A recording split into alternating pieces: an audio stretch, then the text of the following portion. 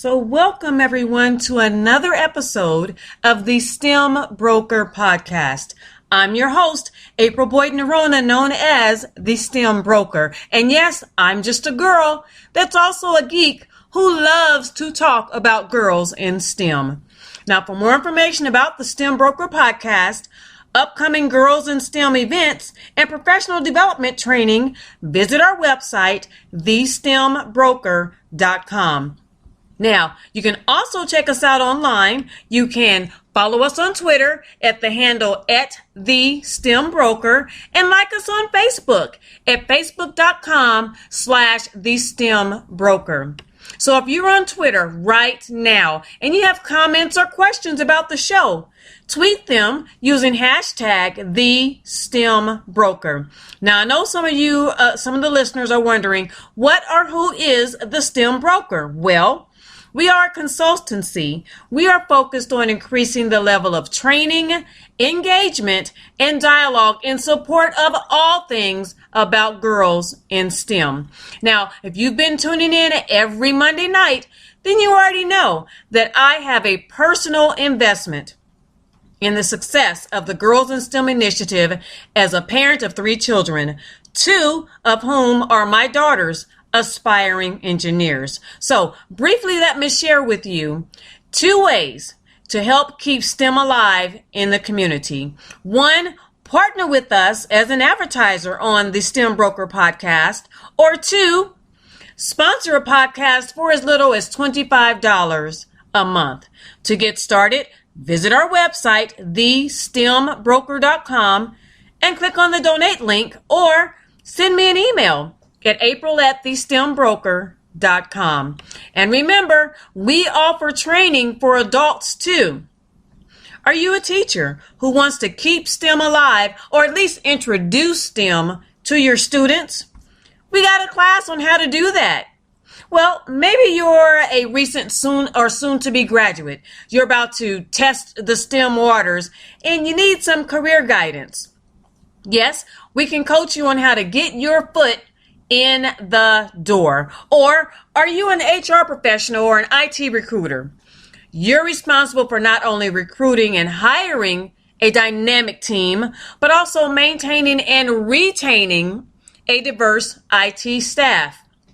Yep, we offer customized training for that too. So for more information, visit our website at thestembroker.com or email me at april@thestembroker.com to get started. And remember, we can bring the training to you. Do you know of a cool or a new or local startup or a socially responsible corporation that would be a cool site to host a Girl in STEM bootcamp or a professional development training session? Share this podcast with them and encourage them to contact me at april@thestembroker.com for more details. Now, last week, I shared my 4-step game plan for girls to help girls find a STEM mentor. For this week's topic, I'm going to share with you some tips and terms that every girl in STEM needs to know.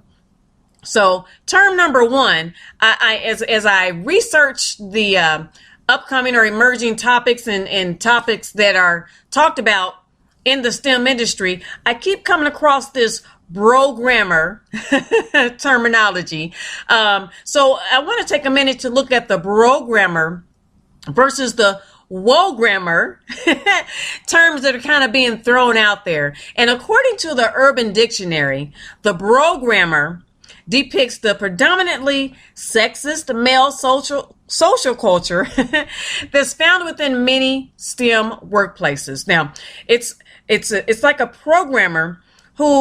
male programmer who breaks the usual expectations of the quiet nerdiness, and he opts instead for the usual frat boy or that bro mentality. And for the most part, it gets on everybody's nerves, especially the women technologists that are there as well. Now, because they are in the few, they're the minority, it's more tolerated in the STEM workplaces of today.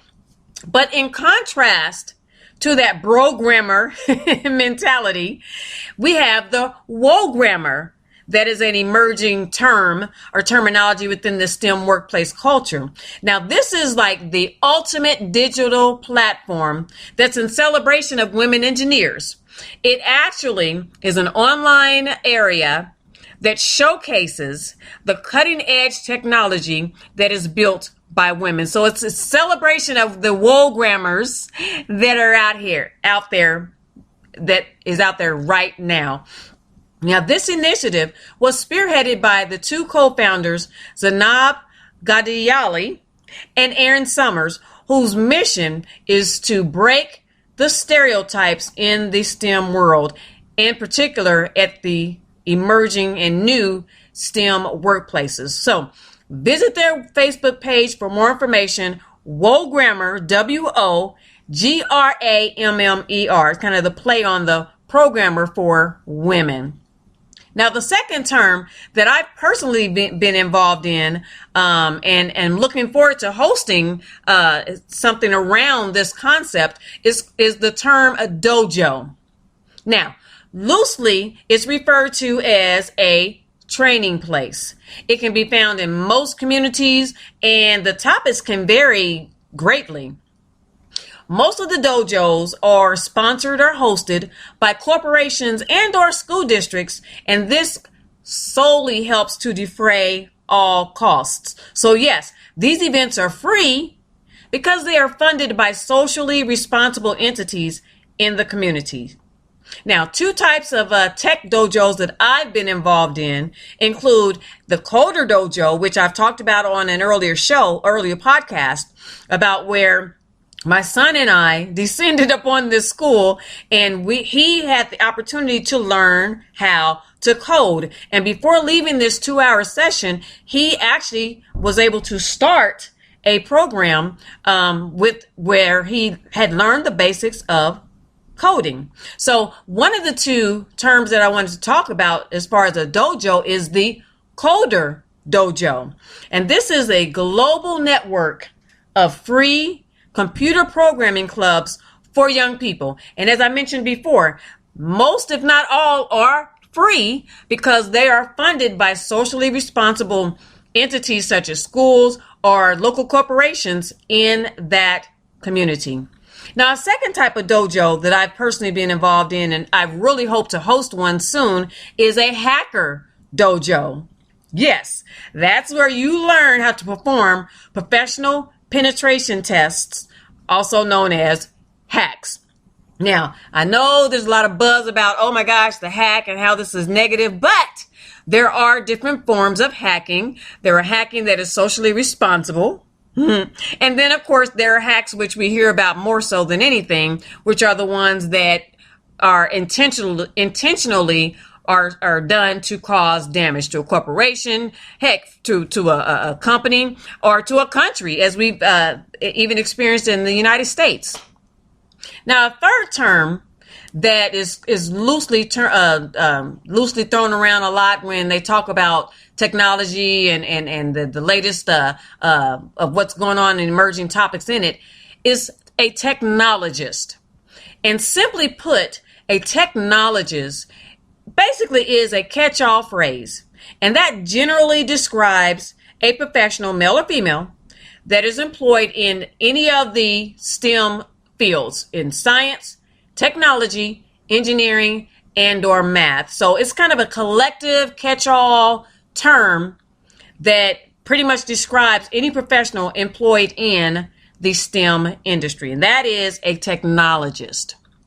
Now, number 4, I've loved to follow the emergence of this mindset, this shift in the STEM culture, and it's called Goldilocks, and it's a company that was inspired by the inventor, and the CEO, Debbie Sterling, who herself is a mechanical engineer. And I love this new Girls in STEM movement that she's spearheading, because the goal of her company, Goldilocks, BLOX, is to get girls building. It aims to disrupt the pink aisle. You know, when you think of girls, it has to be pink and frilly and fluffy. No, but it helps hopes to inspire the future generation of female engineers. And it provides an alternative to just plain old toys, but their products combined a story and the construction to bolster confidence in STEM careers, in pursuing and just being interested in STEM-centric engineering type of careers and activities. So I applaud the Goldilocks Girls in STEM movement by the CEO and mechanical engineer herself, Debbie Sterling. Now, a term that if you've been following STEM and STEM topics since the conception, and I don't even know when that was, you've most probably recently seen disruptive, or the push to disrupt what is currently evolving. And it's the term in itself is probably called the disruptive innovation. And what this is, I found this on the wiki, and what this is it's termed as an innovation that helps create a new market and value network. And eventually it disrupts an existing market and value network, and it displaces an earlier technology. Now, what that means to me, and for me to kind of explain it to the listeners today, is that, women and girls, we're natural thought processors. We'll take this simplest idea and we can work it, tweak it until it is something totally new. So, we are masters at shifting the mindset of a culture, or, even on simpler terms of just shifting the mindset of a man if we need to. But as a whole, women, we see beyond what others see. Women, we simply experience things differently than men. And then therefore, I firmly believe that we can disrupt, in the best of terms, strategically and systematically, to further propel any situation, whether it's tech, STEM, or otherwise, to evolve and be better than it was before. So I applaud the girls coming behind me, the women that are standing with me, that subscribe to the disruption, the disruptive innovation, because you know what, in the end, we all will be better for it.